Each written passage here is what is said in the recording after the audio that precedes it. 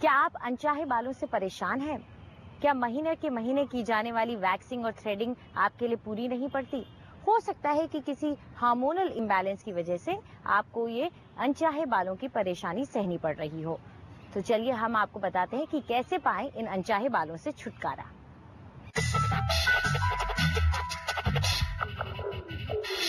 हमारी खूबसूरती में जहां हमारे बाल चार चांद लगा सकते हैं, वहीं अनचाहे बाल उसे फीका भी कर सकते हैं। अनचाहे बालों के कई कारण हो सकते हैं, लेकिन बेहद ज्यादा थिक बालों को कहा जाता है हिर्सुटिज्म। आज इसी समस्या की बात करने के लिए हम आए हैं नेशनल स्किन सेंटर में, जहां हमारे साथ हैं डॉक्टर नवीन तनेजा। डॉक्टर तनेजा, सबसे पहले यही जानेंगे कि हिर्सुटिज्म होता क्या है। हिर्सुटिज्म लड़कियों के अंदर अनचाहे बाल का होना कहलाता है।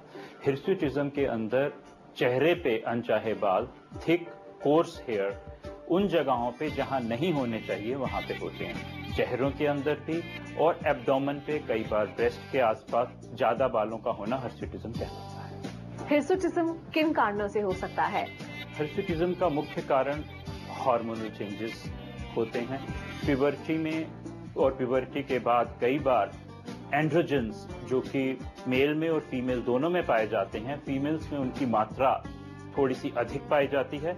उनकी त्वचा पे उनका इफेक्ट ज्यादा आता है और वो बाल थिक हो जाते हैं। क्या कोई ऐसा तरीका भी है जिनसे हम इन अनचाहे बालों से छुटकारा पा सकें?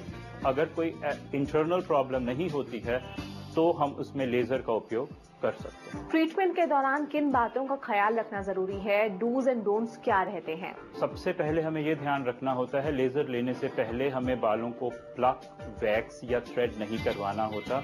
अगर बालों की जड़ें होंगी उन्हीं को हम लेजर से जला सकते हैं। लेजर लेने से पहले ब्लीच करना भी हम बंद करवा देते हैं 1 महीना पहले। लेजर लेने से पहले एरिया को शेव किया जाता है। कुछ लेजर्स के अंदर लोकल एनेस्थेटिक क्रीम्स लगाई जाती है, पर आजकल सारे लेजर पेनलेस आते हैं जिसमें कोल्ड एयर और या कोल्ड टिप होती है, विच इज पेनलेस, ज्यादा पेन नहीं होती है। क्या वाकई इनके जरिए हम 100% बालों से छुटकारा पा सकते हैं? परमानेंट हेयर रिमूवल एक गलत वर्ड है।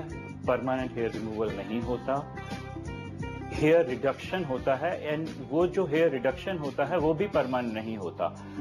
अगर हम किसी पेशेंट को 4-5 सेशन देते हैं तो उसकी हेयर ग्रोथ 2-3 साल के लिए बहुत अच्छी रहती है। उसके बाद थोड़ी बहुत ही ग्रोथ जरूर आती है, जिसके लिए हमें 1-2 सेशंस 2-3 साल बाद लेने पड़ते हैं सालाना मेंटेनेंस के लिए। कोर्स, थिक, ब्लैक हेयर में ये ज्यादा कारगर होता है।